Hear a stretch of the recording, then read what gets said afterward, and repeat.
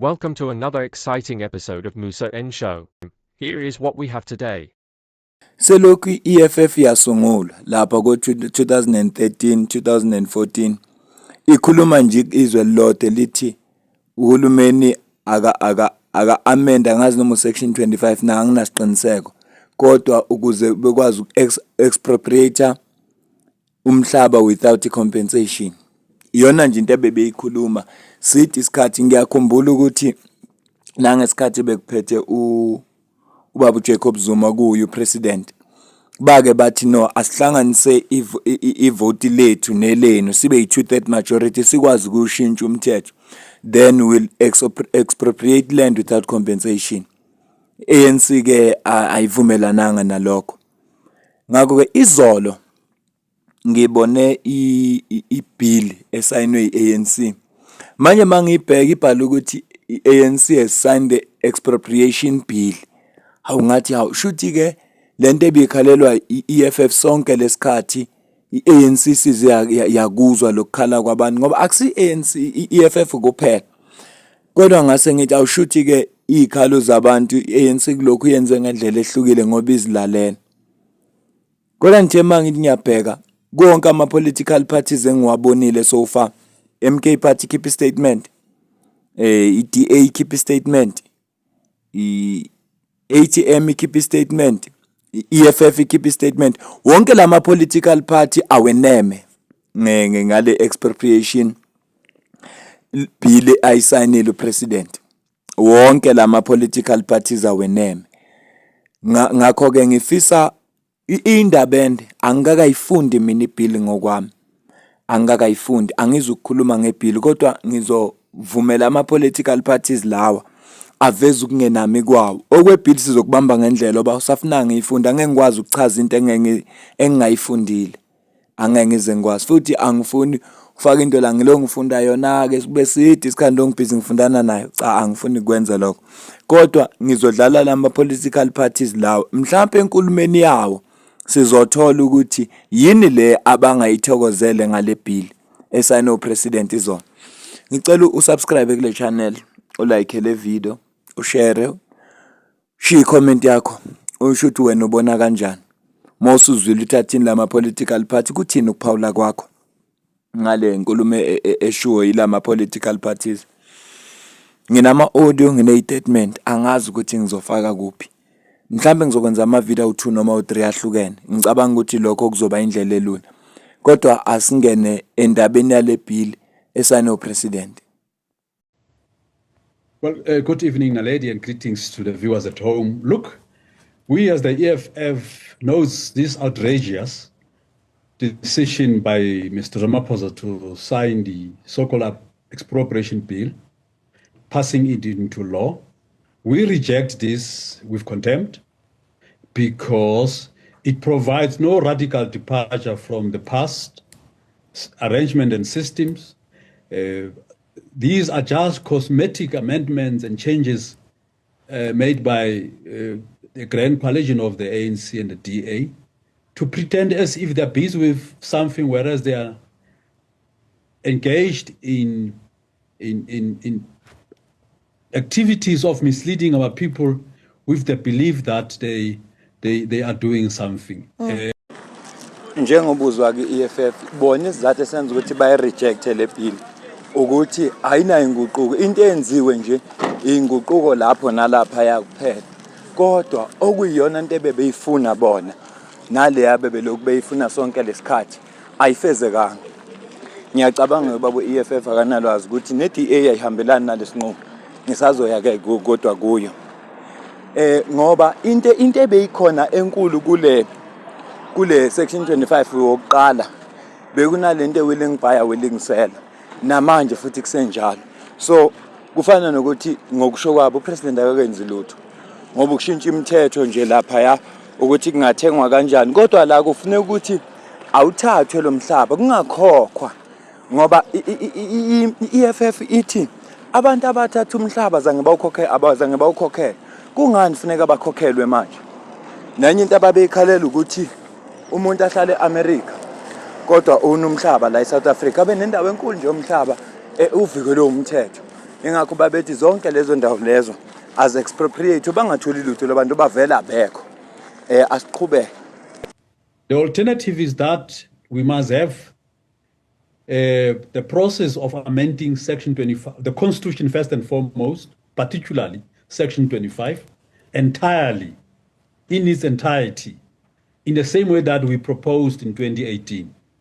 A process which was squandered by the capitulating ANC that has got no conviction whatsoever to address the land question in this country. We propose that land ought to be restored in the custodianship of the state on behalf of all the people, and that can only be possible through expropriation of land without compensation, and leave no room for maneuvering by the bourgeoisie and the landed individuals who want to dictate terms. And they have got this courage to dictate terms because they have been allowed by the ANC to undermine black people in perpetuity, and this must come to an end.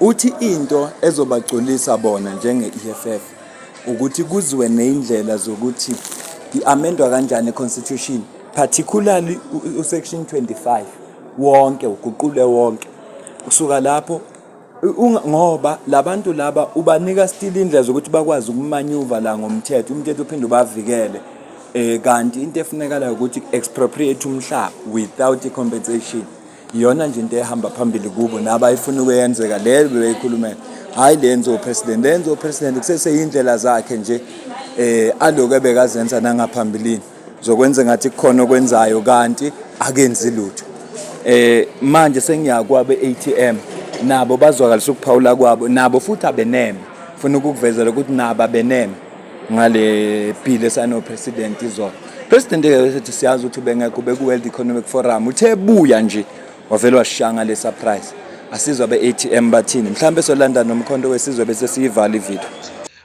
As a party, we believe that, this makes a mockery of the public participation process where citizens joined the committees of parliament and the citizens were communicating a very clear message to say land expropriation without compensation. Now, if you read the statement issued by the president today, it's very clear that the expropriation can only happen after no agreement has been reached with the property owner, which means there's no land expropriation without compensation there. What you rather have, the regulations that the president has articulated in this statement, it is to say that if any government entity wants land, they need to negotiate with the property owner, they need to beg with the property owner. Only when there's no remedy or when there's no conclusion, only then do they go to expropriate land without compensation. So that is why, in our view, it makes a mockery of the public participation process, because government needs to do what the people want, not the other way around. You can't have a case whereby citizens go to a public participation process and say land expropriation without compensation, but the government or the president communicates something different. I-ATM njengobuzwa akuveza ngokusobala ukuthi uRamaphosa njengopresident uzazi kahle ikhalo zabantu, uyayazi into edingwa ngabantu. Kudala abantu bekhuluma ukuthi bafuna i-expropriation of land without compensation, into ayaziyo. Yingakho i-EFF yazi yathola isupport njengoba beyisho lento efunwa ngabantu, kodwa yena into ayenzile uvele wa ignore yonke lento eshiwo ngabantu, wakhetha ukwenza lefunwa nguye, okungukuthi ke ku-wrong.